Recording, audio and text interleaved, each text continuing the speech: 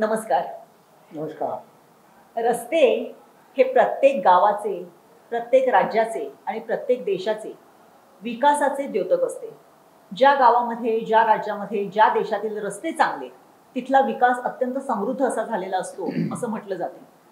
याच रस्त्यांची सुरक्षा, या रस्त्यांवरून चालणारं जे काही कार्यक्रम असते, या सगळ्यांवरती नियंत्रण ठेवणारी जी यंत्रणा असते ती प्रादेशिक परिवहन खातं. आणि त्याच प्रादेशिक परिवहन खात्याचे आज सिंधुदुर्ग जिल्ह्याचे सहाय्यक प्रादेशिक परिवहन अधिकारी नंदकिशोर काळे आज आपल्यासोबत आहेत. एकूणच रस्ता सुरक्षेच्या संदर्भातले एक अभियान जानेवारी महिन्यात घेतलं जाते आणि सिंधुदुर्ग जिल्ह्यातील या रस्त्यांचं जे काही काम आहे किंवा या रस्त्यांवरती जी काही वाहनं धावतात, या जिल्ह्यातल्या लोकांचे जे काही प्राण आहेत ते वाचण्यासाठी ज्या काही उपाययोजना केल्या जातात त्या या कार्यालयाकडून केल्या जातात. आपण एकूणच विचारणार आहोत काळे साहेबांना की या वर्षीचं सिंधुदुर्ग जिल्ह्याचं रस्ते सुरक्षाचं जे काही काम आहे ते कशा पद्धतीने चाललेलं आहे त्या संदर्भात. काळे साहेब, तुमचं खूप खूप स्वागत आहे. नमस्कार. सर्वात पहिल्यांदा मी तुम्हाला मकर संक्रांतीच्या शुभेच्छा देते. ओके, तुम्हाला पण शुभेच्छा. साहेब, रस्ता म्हटलं की एका ठिकाणी विकास आला आणि त्याचबरोबर लोकांच्या सुरक्षेचाही प्रश्न आला. हे असं चालू असताना आपला जो सिंधुदुर्ग जिल्हा आहे त्याच्यामध्ये आता महामार्ग झालेला आहे, पूर्णपणे नॅशनल हायवे झालेला आहे, त्यामुळे तुमचं काम थोडंसं वाढलेलं पण आहे. नक्कीच. एकूणच कसं परिवर्तन झालंय आधी सगळ्यात महत्वाचं म्हणजे महामार्ग झाल्यानंतरचं? आपल्या सिंधुदुर्ग जिल्ह्यामध्ये मुंबई गोवा हा नॅशनल हायवे नंबर 66 आहे. असं माझ्या निदर्शनास आले आहे की ह्या हायवे आहेत आणि त्यामुळे आपल्या सिंधुदुर्ग जिल्ह्यात मेन म्हणजे सावंतवाडी, कुडाळ आणि कणकवली हा जो नॅशनल हायवे 3 मेन तालुक्यातून गेलेला आहे आणि तिथं आपले मेजर जिल्ह्याचे जे अपघात होतात ते या 3 तालुक्यात होत आहेत. ते मेन म्हणजे कारण तर काय आहे, एकतर मोटरसायकल किंवा 4 व्हीलर ऑटो रिक्षावाले विरुद्ध दिशेने प्रवास करतात, पहिली गोष्ट. त्यानंतर मोटरसायकल स्वार हेल्मेट न वापरता प्रवास करतात, मोबाईल वाहन चालवते वेळेस मोबाईलचा वापर करतात. त्यानंतर जे कार चालक आहेत ते सीटबेल्ट लावायला पाहिजे. प्रवासी म्हणजे वाहन चालकाने लावायलाच पाहिजे, त्यासोबत जे प्रवासी बसले कारमध्ये त्यांनी सुद्धा सीटबेल्ट सर्वांनी लावायला पाहिजे. आणि दुसरं म्हणजे आपल्या जे आता जो डिवायडर आहे आपल्या हायवेचा, डिवायडरला बऱ्याच ठिकाणी लोकांनी अवैधरित्या कट केलेली आहे. ते आम्ही सार्वजनिक बांधकाम विभाग आणि नॅशनल हायवे यांच्या पत्रव्यवहार करून ते बंद सुद्धा केले आहेत. आता इथले नागरिक काय करतात, पुन्हा पुन्हा ते लोकांना युटर्न घ्यायचा कंटाळा येतो, त्यामुळे ते तोडतात आणि त्यामुळे आपले बरेच अपघात या जिल्ह्यात नॅशनल हायवेला झालेले आहेत. बरोबर. आता जसा नॅशनल हायवे फुल फ्लेज सुरू होईल, कारण आता आपल्या सिंधुदुर्ग जिल्ह्यापुरता मर्यादित आहे, रत्नागिरीमध्ये होईल, रायगडमध्ये जेव्हा पूर्ण होईल त्यावेळेस तर वाहनं 100, 120 किंवा 110 स्पीडने कदाचित जातील. स्पीडची मर्यादा आहे आपल्या हायवेला, मर्यादा आहे म्हणजे किमान 80च्या स्पीडने तरी जातच असतात, हायवेवरून वाहनं जात असतात. आणि या पद्धतीमध्ये म्हणजे आता जर सिंधुदुर्ग जिल्ह्याचाच विचार केला, आता ज्या 3 तालुक्यांचा तुम्ही उल्लेख केला तिथे आता कुडाळमध्ये आहे, RSN हा एक जरासा थोडासा डेंजर स्पॉट आहे, वड गणेश आहे की जिकडे सातत्याने विरुद्ध दिशेने वाहन येत असतात. आणि कणकवलीचा जो हळवल फाटा आहे तिथे जे वळण आहे तिथे सातत्याने अपघात घडत असतात. तर या ठिकाणाच्या ह्याच्यासाठी तुम्ही काय उपाययोजना केली? आम्ही जे संसदीय रस्ता सुरक्षा समिती राहते, माननीय आपले खासदार साहेब आहेत त्यांच्या अध्यक्षतेखाली आपल्या मागच्या वर्षी 3 मीटिंग झालेल्या आहेत. त्या 3ही मीटिंगमध्ये आम्ही हळवल फाट्याचा एक स्पॉट, त्यानंतर RSNचा स्पॉट आणि त्यानंतर वेताळ बांबडच्या इथे जे जागा दिली नाही, अरुंद रस्ता झालेला आहे तिथं, कारण 22 एप्रिल 2022ला एक ट्रक पलटी झाला होता. त्या ठिकाणी जर बस वगैरे एखादी पलटी झाली तर तिथं म्हणजे फार म्हणजे आपण सांगू शकणार नाही काय काय घटना होऊ शकेल. की मी सर्व पॉईंट संसदीय रस्ता सुरक्षा समिती मांडलेले आहेत. तसेच आपले जे जिल्हा रस्ता सुरक्षा समिती आहे ते सुद्धा सर्व मुद्दे मांडलेले आहेत आणि नॅशनल हायवेच्या अधिकाऱ्यांना आम्ही कळून दिलेलं आहे की इथे एक फार डेंजर स्पॉट आहे, तिथे तुम्ही लवकरात लवकर सुधारणा करणं महत्वाचं आहे, कळवलेलं आहे त्यांना. बरोबर. आता ते होईल त्यावेळेस होईल, परंतु तोपर्यंत आपल्या जिल्ह्यातली लोक तर म्हणजे हे अशा पद्धतीने ठीक आहे थोडासा वेळ होईल पण आपला जीव वाचेल हा कुठेतरी एक उद्देश आपल्या किंवा ही भावना आपल्या मनामध्ये असायला पाहिजे. आणि पोलीस किंवा वाहतूक अधिकारी जे असतात ते करत असतात हे आपल्या स्वतःच्या जीवासाठी करत असतात. हे कुठे थोडंसं त्यांच्या मनावरती बिंबलं गेलं पाहिजे, त्याच्याशिवाय त्याचं महत्व त्यांना समजणार नाही. एकूणच आता रस्ता सुरक्षा म्हटलं की वाहनं तर आलीच आणि वाहनांबरोबर त्यामधून प्रवास करणारे प्रवासी. बऱ्याच वेळेस असं होते की म्हणजे आपण म्हणजे आम्ही नेहमी शब्द ऐकतो पोलिसांच्या रिपोर्टमध्ये लिहिलेलं असतं की अविचाराने हयगईने वाहन चालवलं आणि त्यामुळे अपघात झालेला आहे. तर हा अविचार आणि हयगय ऍक्च्युली त्या माणसालाही समजत असते की आपला जीव महत्वाचा आहे. महत्वाचं आहे, बरोबर आहे. परंतु तरी हा अविचारणी हयगय होते. काय कारण असतील आणि इतकी वर्ष आपण हा शब्द सातत्याने वापरतो, त्याच्यामध्ये कधीतरी तेच आता तुम्हाला पहिले सांगितलं ना, लोक म्हणजे वाहन चालवताना अविचार म्हणजे मोबाईल वापर करणे, सीट बेल्ट न वापरणे, कार चालव मोटरसायकल चालवताना हेल्मेट न वापरणे, मग ते अविचार. जे वाहन चालवताना जे नियम पाळायला पाहिजेत ते नियम पाळल्यावर, म्हणजे सपोज आता मोटरसायकल चालवत आहेत, त्यांनी जर हेल्मेट वापरलं आणि ते प्रॉपरली लॉक केलं, लॉक करणं सुद्धा महत्वाचं आहे. हेल्मेट नुसतं डोक्यावर घालणं महत्वाचं नाही, तर ते प्रॉपरली लॉक करणं महत्वाचं आहे. म्हणजे जेणेकरून एखाद्या वेळेस बॅड लकली पडला वगैरे तरी ते मेंदू डोक्याला मार लागणार नाही. बरोबर, असं आहे. बरोबर. आता नेहमी हायवे म्हटला की ओव्हरलोड वाहतुकीचा देखील प्रश्न आपल्याला आपण नेहमी बघतो. बरोबर आहे. काय वजन असायला पाहिजे आणि ओव्हरलोड वाहतुकीमुळे रस्त्याचा तर म्हणजे हे होतोच, त्या वाहनाला, त्याच्या चालकाला काय प्रकारचा धोका असतो, काय सांगाल यासाठी? आता कसं आहे मॅडम, ओव्हरलोडची आमची आता वायू पथक असते. वायू पथकामार्फत दर महिन्याला आम्हाला जवळपास 12 लाख रुपयाचं टार्गेट आहे. ते आमचे मोटर वाहन निरीक्षक एक स्क्वॉड असते, ते चेकिंग करत असतात. दिवस रात्र त्यांची चेकिंग चालू असते. ते चेकिंगमध्ये जे वाहन ओव्हरलोड म्हणजे त्यांना वाटलं ओव्हरलोड असेल ते काट्यावर घेऊन जातात, त्याचं वजन करतात. ते जर अतिरिक्त माल वाहून घेऊन जात असेल त्याला चलन फाडून गाडी बंद केली जाते. अशी कारवाई करत असतात. त्याचबरोबर ब्रेथ इन्हेलर म्हणजे असतात, ते पण असतात. म्हणजे जर कोणी मद्यप्राशन करून गाडी चालवत असेल आणि स्पीड साठी सुद्धा त्यामध्ये सांगतो, आमचं आता इंटरसेप्टर स्कॉर्पिओ गाडी आहे, इंटरसेप्टर गाडी आहे, त्यामध्ये ब्रेथ अनालायझर सुद्धा आहे.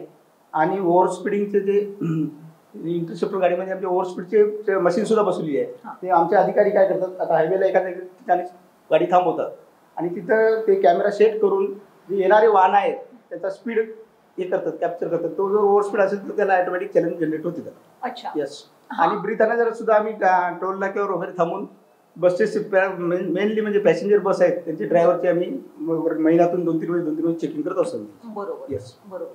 आता शक्यतो म्हणजे हे ज्या मोठ्या गाड्या असतात, म्हणजे लक्झरी बसेस म्हणा किंवा ट्रक म्हणा, त्यांचे जनरली अपघात जे होतात ते पहाटेच्या वेळेस होतात. कारण ड्रायव्हरची एकतर डुलकी किंवा त्याला आलेला कंटाळा, किंवा मागे जेव्हा समृद्धी महामार्गावरचे अपघात होत होते त्यावेळेस एक शब्द वापरला जात होता की फॉल्स, म्हणजे त्याला असं वाटते की समोरचं हे आता सगळं काळं काळं आहे. एक क्षण असतो की ज्यावेळेस त्याला ते एका वेगळ्या ह्याच्यामध्ये जातो.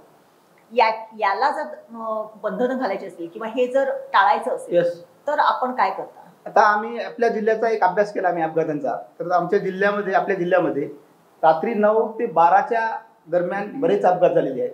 त्याचं मेन एक कारण काय वाटते आम्हाला, त्याच्यामुळे आम्ही चेकिंग सुरुवात केलेली आहे, वाढवलेली आहे चेकिंग फी. आपल्या जे बसेस वगैरे आहेत त्या गोव्याहून रात्री म्हणजे 7-7:30 नंतर निघणं सुरू होतं. आणि ते जेवण वगैरे कुठं करून रात्री एकदा निघाल्या की इकडे पुढे काही कुठं थांबत नाही. तिथे ड्रायव्हरला कदाचित दुखली वगैरे, जेवण झाल्यावर सुस्ती वगैरे होऊ शकते. त्यामुळे आम्ही आता जागोजागी 1-2 आठवड्याला चेकिंग करत असतो, नाईट चेकिंग करत असतो. म्हणजे त्यांना थांबवणं, फ्रेश होण्यासाठी मदत करणं. आपण बऱ्याच वेळेस बघतो की ज्येष्ठ नागरिक रस्त्याने चालत असतात. आपण म्हणजे आता मागच्या वर्षी एक परिवहन विभागाने एक स्लोगन सुद्धा केलेले की राईट फ्रॉम रस्त्याचा वापर करताना उजव्या बाजूने चला असं हे सांगितलेले, परंतु अजूनही ते लोकांच्या आम्ही त्यासाठी मागच्या वर्षी कुडाळ शहरात रॅली घेतली होती. त्याचा मेन उद्देश तेच होता, जेव्हा रस्त्याचा आपण वापर करणार तेव्हा रस्त्याच्या उजव्या बाजूने चला. आता यावर्षी सुद्धा आमचं तसं नियोजन आहे, दुसऱ्या शहरात आम्ही करणार आहे. बरोबर. आता हे बऱ्याच वेळेस मोर्चे निघतात किंवा अनेक वेळेस शाळेच्या सहली सुद्धा येत असतात. त्यांना देखील म्हणजे ते देखील डाव्या बाजूने चालत असतात. तर ते थोडंसं सुद्धा आमचे आता फ्लाईंग स्क्वॉड असते ना आमचे, असं कुठं आढळलं त्यांना थांबून त्यांना व्यवस्थित तिथं समजावून सांगतात. त्यांना समजावून सांगतात उजव्या साईडनं चालण्याचं महत्व काय समजून सांगून, ते जर डाव्या साईडने चालत असतील तर त्यांना उजव्या साईडने चालवायला आम्ही हे करत असतो. बरोबर. आपल्या बाजूलाच गोवा राज्य आहे, एका बाजूला कर्नाटक राज्य आहे. एका बाजूने लाकूड कधी कधी अवैधरित्या येते आणि दुसऱ्या बाजूने अवैध मद्य किंवा दारू येते, हे नेहमी आपण वाचत असतो. याला थोडासा कुठेतरी आळा घालण्यासाठी याच्यासाठी मॅडम आता राज्य उत्पादन शुल्कची आपल्या जुसलीला चेकपोस्ट आहे, तिथं रेग्युलर त्याची चेकिंग होत असते मॅडम. बरोबर. त्याच्यामध्ये म्हणजे या सगळ्या म्हणजे जर एखादं वाहन जर आढळलं की ज्याच्यामध्ये अवैध मद्य आहे, तर आरटीओचा त्याच्यामध्ये काय रोल असू शकतो? आम्हाला तसं काय आढळलं तर आमच्या बाजूला त्याची चेकपोस्ट लागून, आमच्या दोन्ही चेकपोस्ट तिथेच आहे, आरटीओची चेकपोस्ट आणि राज्य उत्पादन शुल्कची चेकपोस्ट लागून आहे. आम्हाला काय आढळलं तर तिथं हे करत असतो, आम्ही त्यांना कळत असतो. एकूणच या रस्ता सुरक्षा सप्ताह किंवा हा जो तुमचा अभियान आहे अभियान या पार्श्वभूमीवरती सिंधुदुर्ग जिल्ह्यातल्या नागरिकांना तुम्ही काय सांगाल, काय आव्हान कराल? मेन म्हणजे आपल्या सिंधुदुर्ग जिल्ह्याची जवळपास वाहन संख्या ही 1,80,000 आहे. वाहन संख्या कमी आहे, आपल्या जिल्ह्याची लोकसंख्या कमी आहे, वाहन संख्या सुद्धा कमी आहे, तरी आपल्या जिल्ह्याचा हा राज्यामध्ये 12वा क्रमांक आहे अपघातामध्ये. हे फार म्हणजे विषय फार गंभीर विषय आहे. आणि याचा काल आता उद्या 15 तारखेला आम्ही उद्घाटन केलेले आहे आणि उद्या आता माननीय प्रजित नायर सर यांच्या अध्यक्षतेखाली आमचा चांगला मोठा कार्यक्रम आहे. तर माझं इथल्या सिंधुदुर्ग जिल्ह्यातील नागरिकाला एवढंच सांगणं आहे की मोटरसायकल वापरताना त्यांनी हेल्मेट वापरावा आणि त्याच्या पाठीमागे जर कोणी सोबत प्रवासी असेल त्यांनी सुद्धा हेल्मेट वापरावं, हेल्मेट प्रॉपरली लॉक करावं. जर कोणी कारमध्ये प्रवास करत असेल ड्रायव्हरनं तर लावायलाच पाहिजे सीट बेल्ट. त्यासोबत जे मागे सुद्धा बसलेल्या प्रवाशांनी सीट बेल्ट लावणं महत्त्वाचं आहे. कारण काय, आम्ही बरेच अपघात पाहिलेले आहेत. ड्रायव्हर आणि समोरचा पॅसेंजर सीट बेल्ट लावलेला राहतो, पाठीमागचे पॅसेंजर सीट बेल्ट लावलेले असतात. तर अपघात झाल्यावर पाठीमागचे पॅसेंजर त्या काचातून बाहेर पडलेले आहेत. त्यामुळं कारमध्ये प्रवास करताना हे सर्वांनी सीट बेल्ट लावायलाच पाहिजे. त्यानंतर आता मोबाईल जेवढा आपल्याला वाटतंय चांगला आहे तेवढं ते घातक सुद्धा आहे, मी असं म्हणतो. आता बरेच लोक काय करतात, 2 मिनिटात बोलून राहते तरी ते गाडी थांबवत नाहीत, कानाला लावून बोलत राहतात. ती फार डेंजर आहे. त्यानंतर अंमली पदार्थाचा वापर करून वाहन चालवणे ती सुद्धा डेंजरच आहे. तरी इथल्या मी सिंधुदुर्ग येथील नागरिकांना मी आवाहन करतो की आपल्या जिल्ह्यातला जो 12वा नंबर आहे तो आपण खरंच अपघात हे 0 करण्याकडे आपण 100% सर्वांना मी आवाहन करतो की सर्वांनी वाहतुकीचे नियम पालन करावे. आपल्या 2024 वर्षे अपघात मुक्त करूया ही मी प्रादेशिक परिवहन कार्यालय सिंधुदुर्ग लोकांना आवाहन करतो. जय हिंद, जय महाराष्ट्र. नक्कीच. एकूणच काळे साहेबांनी जे सांगितलेलं आहे की संपूर्ण महाराष्ट्रामध्ये आपल्या सिंधुदुर्ग जिल्ह्याची लोकसंख्या जरी कमी असली तरी अपघातांच्या संख्येमध्ये आपला 12वा क्रमांक लागतो आणि ही कुठे थोडीशी चिंतेची बाब आहे. महामार्ग हा विकासाचा मार्ग जरी असला तरी या मार्गावरून जाताना आपल्या स्वतःच्या जीवाची पर्वा करणं किंवा काळजी करणं ही खरंच महत्त्वाची बाब ठरलेली आहे. आपल्याबरोबर समोरच्याचा जीव धोक्यात घालणं, त्याच्या जीवाला काहीतरी अपाय करणं ही जे असं जर होत असेल तर ते कुठेतरी थांबायला पाहिजे. आणि त्याच्यासाठी स्पीड, नशा आणि एकूणच ज्या काही इथल्या ज्या काही स्थानिक ह्याच्यावरच्या ज्या काही आहेत किंवा गुरं आडवी येणं किंवा अशा तत्सम पद्धतीच्या ज्या काही गोष्टी आहेत त्या कुठेतरी थांबल्या गेल्या पाहिजेत. तरच 0 अपघात असणारा सिंधुदुर्ग जिल्हा आपण निर्माण करू शकू आणि लवकरच ते आपण अचीव करू. संपूर्ण सिंधुदुर्ग जिल्ह्यातल्या सजग नागरिकांनी याचा